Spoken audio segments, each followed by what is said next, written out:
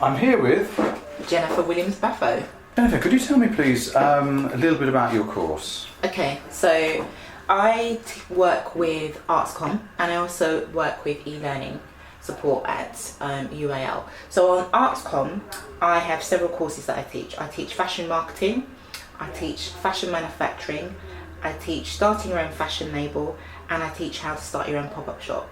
And I also have fashion business practice. Now the first four are all online and fashion business practice is a summer course. But I'm going to talk more about fashion marketing. The reason I want to talk about that is because of the way that I work on it.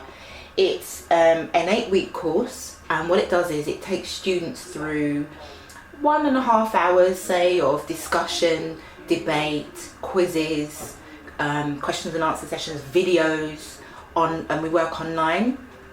And we work through basically the premises, how you need to work with a factory or what we would call a cut, make and trim if you're developing a fashion collection, and the kinds of terminology that you need to have and how you do that. What's been interesting is I've also taught that course as a face-to-face course for like 3 days, and it's very different working and teaching online. It's completely different. You need to have a different, overview, and you need to have a different way of thinking. It's not the same as standing up in a classroom. Although there are 1 or 2 things which are similar, it's really not the same. So what are the differences? Okay, so in terms of the material, you need to be able to break it down. If you've got an hour and a half of time, I don't recommend any longer than that. An hour and a half is sufficient because students need to look at the screen and they need to interact with you and listen to you. Even though you're doing that for an hour and a half, you need to be able to make sure that you have differentiation within the lesson.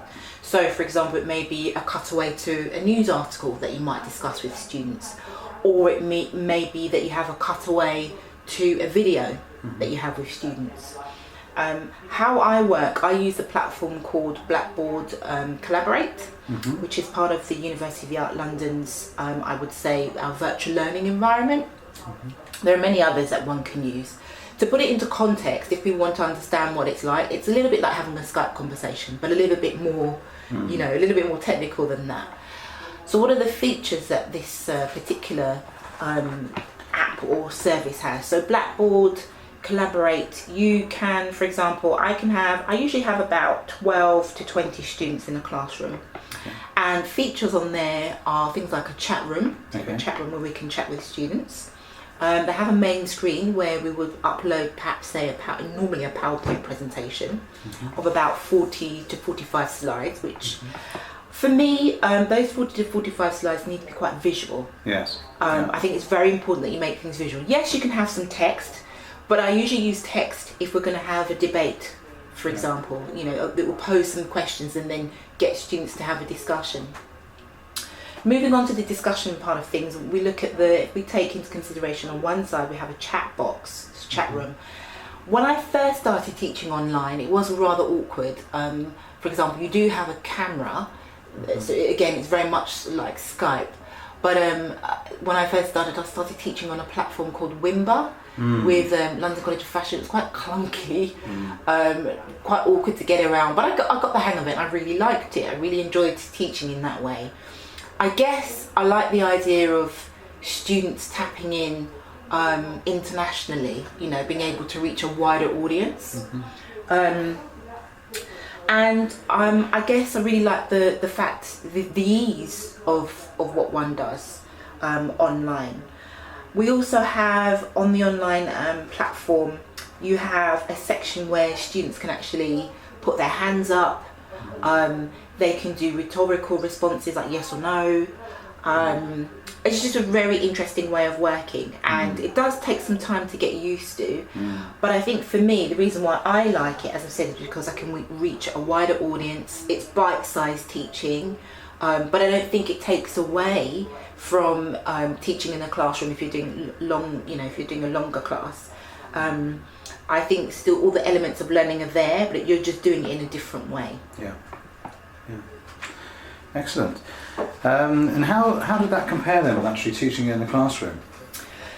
It's different in the sense that you must plan your classes in advance in a different way. So you have to think about, so for example, within the first 15 minutes, what I get, if I touch back actually, I think what will help is a scheme of work. Think about, which you would normally do anyway, you would think about what you want the student to get from the class or that particular lesson. So overall, what they want to get from the course. And then you break that down into sessions for lessons. And then you look at the tools that you have, so what you can utilise. Yes. So for example, perhaps if you're teaching face-to-face, it may be that you're going to take the students to the library.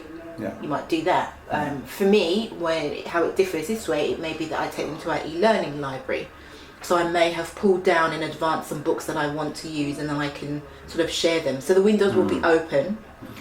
What does tend to happen though is because if I'm using the e-learning library, for example, one has to sort of log back in again, so that you need to kind of really make sure that you've got certain windows open for different books. So it's about having a series of tabs open.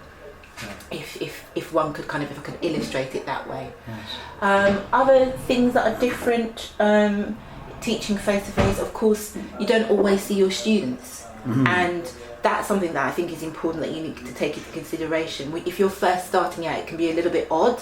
I'm used to it now. I'm used to students not seeing me, but sometimes your students do like to see you in terms of having a face-to-face connection. Sometimes in the past I have, and quite frequently I have had to switch my camera off, particularly if I've got students who are quite far away, say for example in India. That's happened quite a few times, so the bandwidth isn't enough for the student to sort of hear and see what I'm doing. So in that situation, what one tends to do is turn the camera on to greet them, and then turn it off when the lessons are going, and then turn the camera on again when we're leaving, that kind of thing. Or perhaps if we're really trying to get a point across. Other things which I think are useful is you can control what students see. So you can share your screen top with them, just as perhaps you might want to do the same thing in a classroom.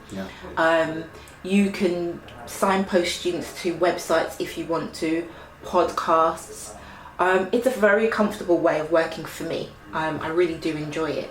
And the other thing that I think is also different is if you can't see your students' faces, you don't know whether or not they're listening to you. You don't know. So in that respect, you have to constantly ask questions and make sure that the lessons have questions embedded in the curriculum, so that you know that they're interacting with you. And I think a good way of doing that is having quizzes. Yes. That really does help. Another feature that I use is, so for example, how, again, to answer the question, how does it differ? Sometimes you may separate your students into groups. You may have a group of 4, another 4. You can do the same thing online, and you can pose a question to each group and then come back. So you can actually physically sort of move 4 students into 4 different virtual groups or 4 different virtual classrooms, and you as a tutor, as you would in a normal classroom, walk around and pitch in and sort of say, how are you getting on? You can do the same thing, and those 4 students in that online classroom are only privy to what one or the other is saying, and then you can bring them all back again, and then you have a debate. That's quite a fun thing to do. I've done that a couple of times, and students tend to like it. They really tend to like it. The other thing I will say as well is you can, if you're not careful, you can get students who are a little bit too quiet. Some students who are culturally quiet anyway, so don't confuse that with them being not interested. It's just that everybody has a different way of learning, as it would be the same if you were teaching face to face. All students have different ways of learning, but just making sure, one of the things I always do is just make sure that who is dominating in the classroom, make a note of that, and then tend to sort of perhaps maybe get a dominant student to perhaps speak with a pair with a more quiet student. That's one of the techniques that I like to do as well. Sort of helps I think both the learning.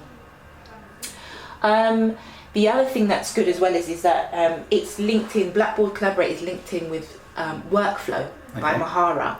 And on there, what I love about that is that's our kind of like our wiki, if you want to, for want of a better word. That's our place, our resource to leave student information.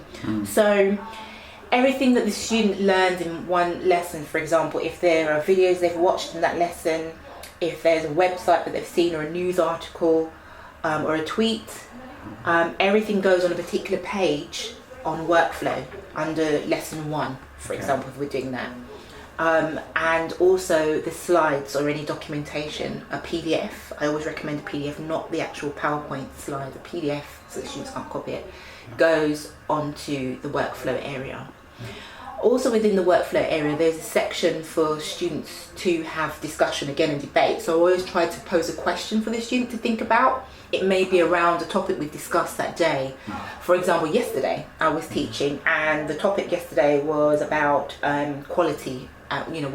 What does quality mean to you? So that's the question I just posed and left on the forum, and get the students to sort of interact and speak with one another. And maybe perhaps get them to do an action, like post a picture or an example of what quality means to them. So as part of their homework, they were asked to go out and perhaps take a picture of a garment which was high quality from a designer brand, and take a picture of the inside of it, and then do the same thing with something which was lower quality off a high street, and then take a picture and then upload that onto the workflow and have a discussion about it. Which leads me on to actual homework. The fashion manufacturing lesson, it is 8 lessons. On fashion marketing, that one is also 8 lessons, and each week there's homework. On fashion manufacturing, there isn't. There is only about 4 homeworks that they do, because there is so much information that students have to take in. It's quite a chore, so there's not as much homework. So it means that we are looking at doing a fashion manufacturing 2 to be able to sort of move on from that. But I love it. I love this way of working.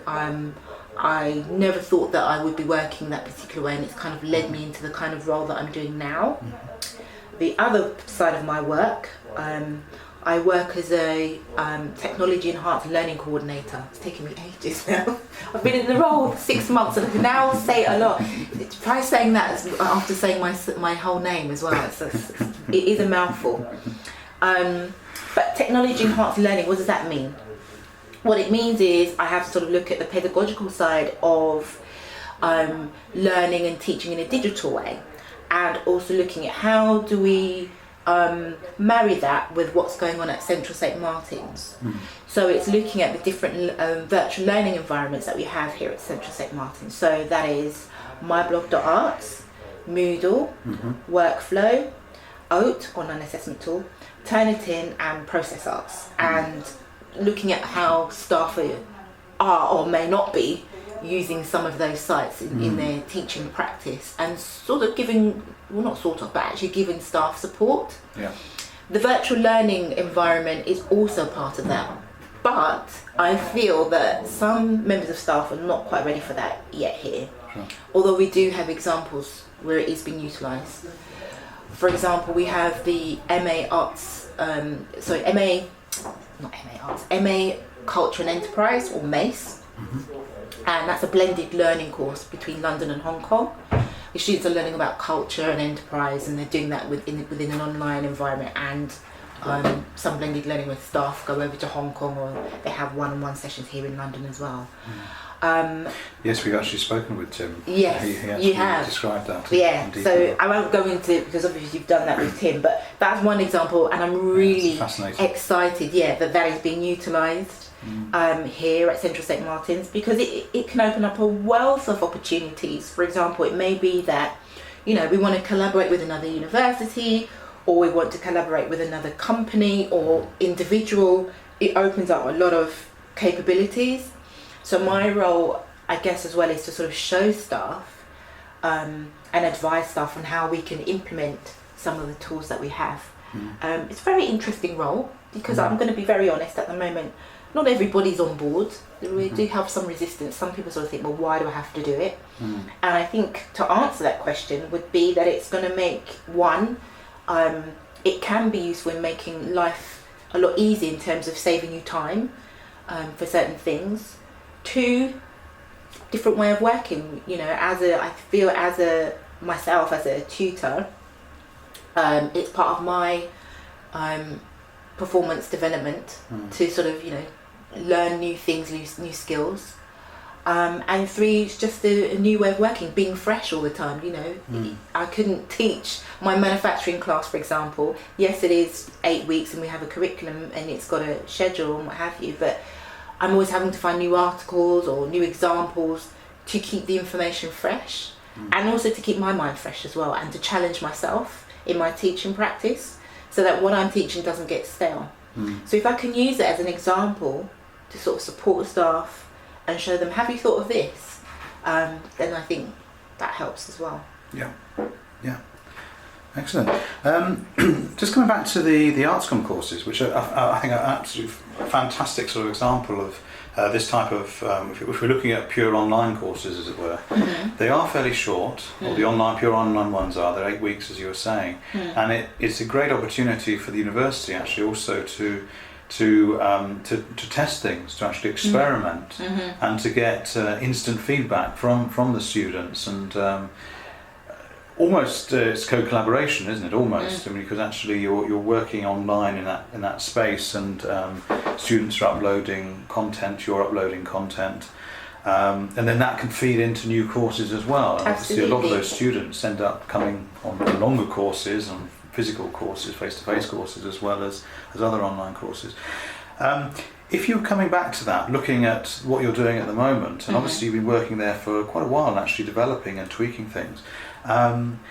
Is there anything that you would say you would like to do different, or anything you would like to experiment with? Absolutely, yes, okay. There is. I'll explain. On the teaching and learning conference we had, I think it was I can't remember, it was a digital one we had about, it was late last year, teaching and learning. It was actually here at Central St Martin's. It was about digital learning, and there was a company, and the name, forgive me, escapes me, but they had a very interesting way of working. What you could do, for example, it was virtual. It was like a little bit like virtual reality, where you could actually use a tool that they had to actually be online and actually feel a particular product.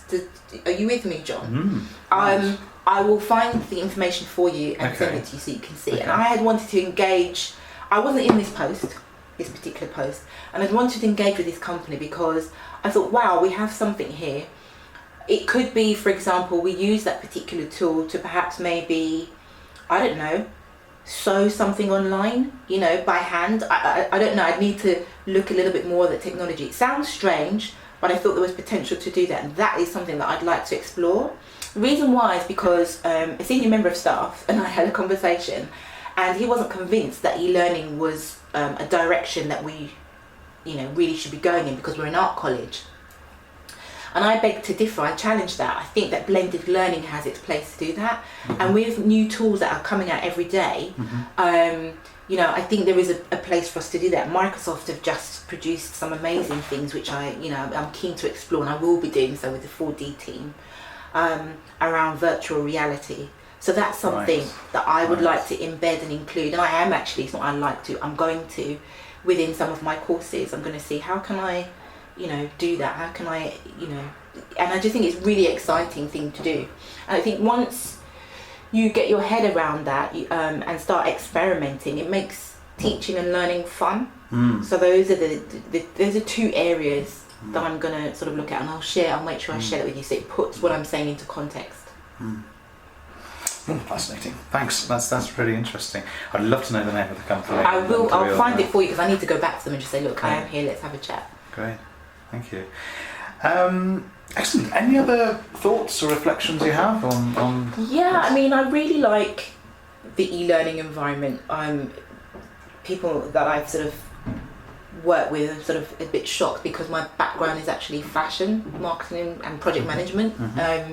And if someone had told me many moons ago, when I was studying, that I'd later on be doing this particular role, I'd been like, you're crazy. But I love it, and I wouldn't change the journey that I've taken. I think I've wholeheartedly embraced the e-learning environment, and there's more to come. I'm not what one would consider a traditional techie person. I don't have any technical sort of qualifications or anything like that. I'm just one of these people. I like to experiment, and I'm comfortable on a computer as I am comfortable in a classroom working on a mannequin. I can happily switch from one to the other. So it is. I do find that I do question myself sometimes, sort of thinking, well, why are you so interested in this? I just think it's fascinating, and I think one of the other things that has really allowed me to sort of get more involved and interested in this is because I work with 6 young designers in Ghana. That's come out of a project that I was working on when I was working with the UN over there back in 2012, and that project ended, and I needed to find a way to still sort of keep in touch with them. Clearly I'm not there anymore, and I think we're using different tools at the moment to sort of explore and experiment what's best platform for them.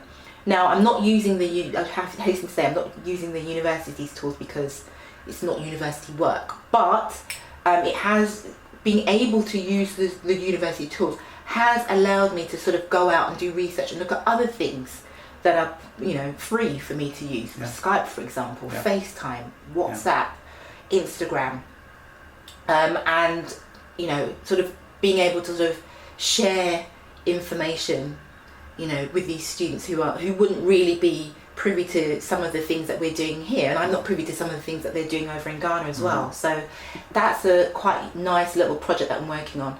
I'd love it to be 6,000 students, but you know, one has to start small before you can grow. But I think the reason why I picked those 6 students is because what happened after I left that project, they were still, you know, asking me all sorts of things like, I need to create an application form, very similar to kinds of things students here at University of Arts London would ask. You know, I need to create an application form for an art project I want to, you know, submit work for. How can you help me? And I suddenly thought, hang on a minute here. You know, you can use digital platforms to help you, you know, develop these young people. I'm doing it at the moment pro bono, and simply because I really got on with these students, and you know, so every fortnight, every Saturday morning, we sort of logging online. At the moment, we're using Google Hangout, but that may move to something just for now, just very quick, because everyone can get on it. And then I'm looking at maybe using something like Fuse later on to sort of see. I haven't worked that out yet because I need to make sure. For example, the other thing I'll say with e-learning is when you have international students, you need to make sure that their end in terms of Wi-Fi is sufficient enough and robust enough to be able to handle what you're offering. So that's one of the things that I'm looking at as well. But none of that I would be doing if I wasn't teaching here at University of the Arts London. So I'm very grateful for that. Excellent. Jennifer Williams-Baffoe, thank you very much. Thank you very much, John Jackson.